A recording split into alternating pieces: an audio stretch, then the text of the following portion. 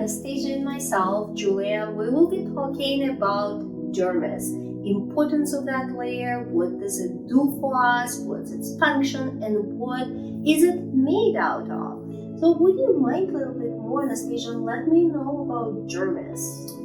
So what is dermis? Dermis is an underlying and inner layer of the skin. It's very sensitive and it contains nerve endings, blood vessels, lymph vessels, hair follicles, and oil glands.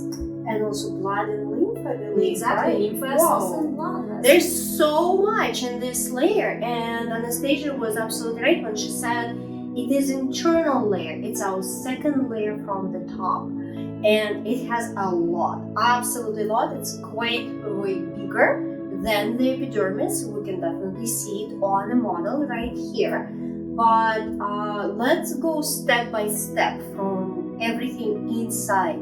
So let's talk about lymph first. We have a lymphatic flow in our body, and that is what's happening in the dermis layer.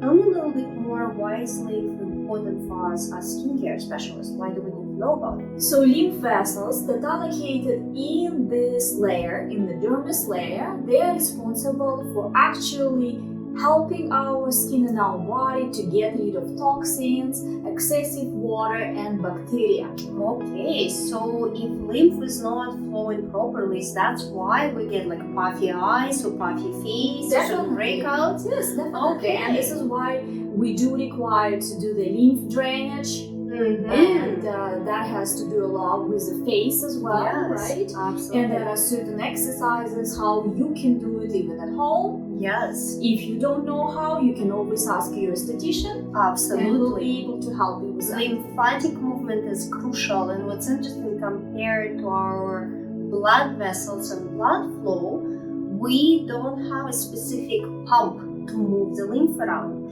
In the blood system, the pump is the heart. That's the motor, what makes it go away. Where lymphatic flow doesn't literally exist unless we make it go, we make it move. So for example, you probably noticed if you're on your feet for a long period of time, your feet get swollen, right?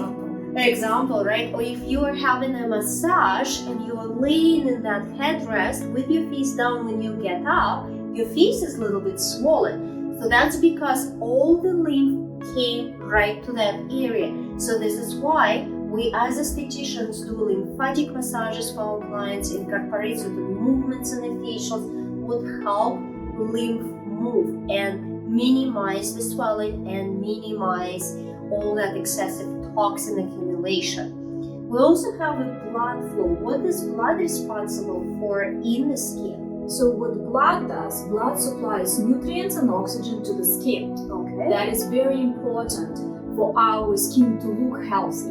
Okay. Not dull, look fresh, right? Yes. So yes. this is why it's very important to get facials and facial massages for our faces. Absolutely. So basically, blood lets our skin breathe and eat. Exactly. Right?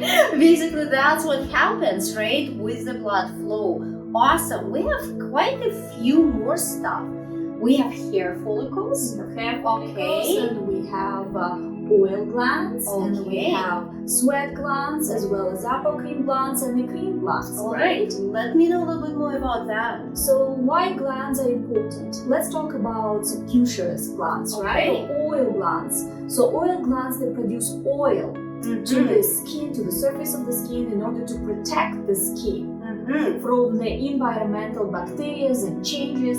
There are lots of factors, right, that can impact our skin. Absolutely. So oil glands, and what happens is they do have duct openings or pores that get clogged. Exactly. And this is how we get comedones or blackheads. Exactly. We will have a separate portal exploring a little bit more about that process and what exactly we do with that. But Anastasia, absolutely right. Oil comes from the dermis all the way to the opening in the epidermis, and this is when we see that oil accumulation. Absolutely. There's Yes. other glands as well, right? Exactly, yes. There are other glands like sweat glands. Sweat glands that are responsible for extracting excessive water and toxins from our body, helps to regulate the temperature of the body. Yes. As well as apocrine glands that are located under arms, and they are located in genital area as well. Okay, so those are the private ones. They, I believe, pretty. And we have also endocrine glands that are located on our forehead, on the palms of our hands, and on the soles of our feet. Wow. Those glands do not, they are not connected to the hair follicle, and they start acting up during physical activity. That's why we sweat when we exercise. That makes total sense. That's beautiful. Thank you, Anastasia. And we also have another quite crucial thing, nerve endings. Nerve endings in the dermis, this is actually what's responsible for our sensitivity. Let's say if we're doing extractions, getting oil out of the pore basically, we will be pressing quite deeply all the way into the dermis. That's why our clients will have unpleasant feelings. Sometimes it's even painful. If we're doing something like a massage, that's more painful, but once again, we're stimulating the nerve endings as well. Nerve endings also attach to the hair follicles because they will allow our hair to erect. You know, if you're watching a scary movie or if you just suddenly got those chills and goosebumps, that's what happens. That hair goes up because the nerve basically pulls on it, right? That's a really neat process, and we are working with all of this in the skin. What else is in that layer? So we also have a papillary layer and we have a reticular layer. So when we talked about the papillary layer, this is the layer that actually connects the dermis to epidermis, and it's the thinnest layer. And the next layer is a reticular layer that contains elastin and collagen, right? Absolutely. And collagen is very important for our body in order to look younger. Exactly. It's basically a carcass of our skin, something that holds our skin together, and elastin is responsible for elasticity of our skin. We know as we age, we'll lose both of those fibers. They get depleted, they're not as strong anymore, and this is where we don't look as young anymore, unfortunately, or our kids' skin becomes sagging and such. What's interesting is men and women actually have different ways of how those collagen and elastin fibers are in the skin. What are they presenting? So men, for example, in the skin, collagen fibers are actually going crisscross. And for women, it's a vertical parallel structures. Why that is important is because if we're talking about things like cellulite, which is basically fat cells trying to push forward because they have an overgrowth, in the male situation, the fat cells get kind of stuck in that undercross, right? So when a male gets, or let's say any man, I know it sounds kind of very impersonal, a male becomes overweight, but in that particular case, that cross fibers protects it from becoming bumpy. So in that particular case, generally it's a smooth and round surface. However, when women gain weight, or there is a certain genetic problem sometimes when the fat cells starts overgrowing and they start pushing forward, they basically have a channel between collagen fibers, and that's how we actually have the bumpy look, the cellulite look, due to the difference in the collagen fibers, right? Yeah, that's kind of neat and sad at the same time, but that's how nature designed it. We also have an extremely crucial and important element in our skin called hyaluronic acid. It's a natural acid what is in the skin. We're born with it, we have it. What it is, it's actually moisture containing agent. If I can call it a very silly way, it's a diaper for the cell. It actually holds the moisture in the cell, and it's able to hold up to 1,000 times more of its own weight of the moisture.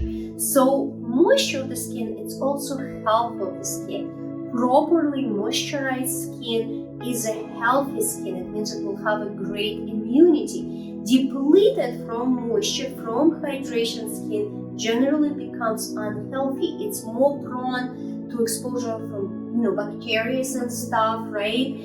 Things can get attached easily. We can actually start aging sooner. So the moisture is the hydration of the skin. What comes from hyaluronic acid in that particular case is a crucial element of the youth and health of our skin. It's an important element what we have.